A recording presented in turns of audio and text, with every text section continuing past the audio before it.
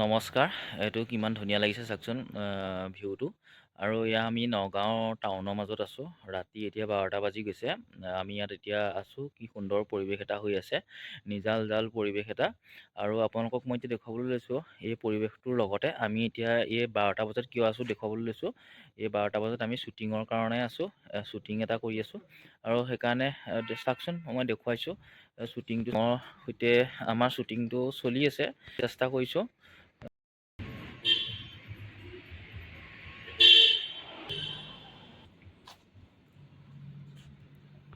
হ'ল আমাৰ টিম আৰু শ্বুটিঙৰ আৰু সকলোখিনি শ্বুটিঙত কৰাত ব্যস্ত হৈ আছে। ইয়াৰ পৰা শ্বট লৈ আছে। আপোনালোকক মই দেখুৱাবলৈ চেষ্টা কৰিছোঁ।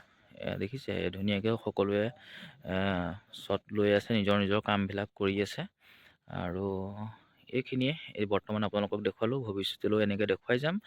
আশা কৰিছোঁ আপোনালোকে ভিডিঅ'টো চাই ভাল পাব। লাইক কৰিব, কমেণ্ট কৰিব আৰু শ্বেয়াৰ কৰি দিব। ধন্যবাদ।